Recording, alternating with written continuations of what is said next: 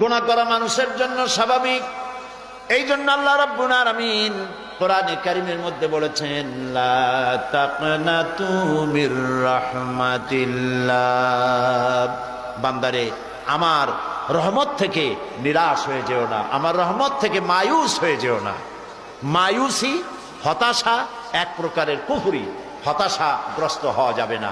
গুনাহ করেছো, তওবা করো, আল্লাহ তাআলা মাফ করে দিবেন। সুবহানাল্লাহ বলেন। হাদিস শরীফে এসেছে, আল্লাহ তাআলা বলেছেন, হাদিসে কুদসি আল্লাহ তাআলা বলেছেন, আমার রহমত আর আমার গজব এই দুটিতে কম্পিটিশন করতেছিল।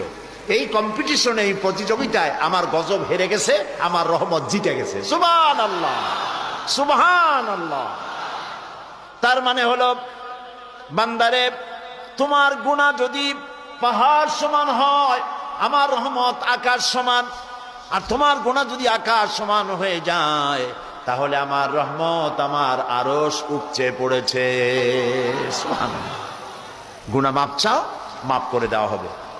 যারা মক্কা শরীফে গেছেন তারা দেখেছেন রুকনি ইয়ামানি আর হাজারে আসওয়াদ।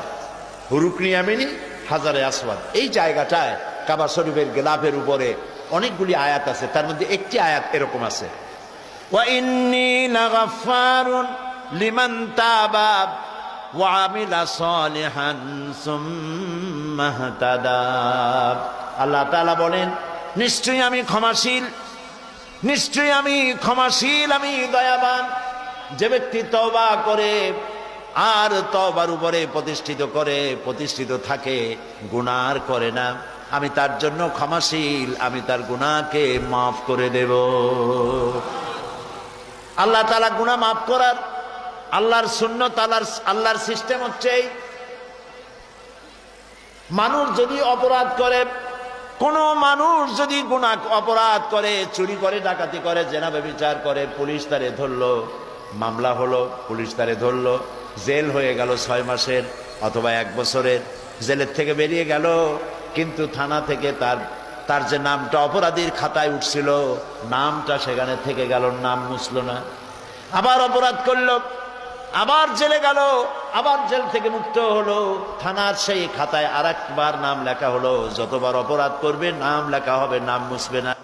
কিন্তু আল্লাহ তাআলার সুন্নত ভিন্ন রকম।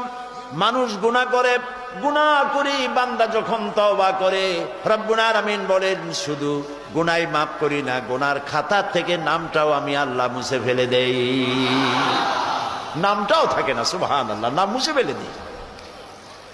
এবং আত-তায়েবু আনিজ যামবি কামান লা যামবা লাহু,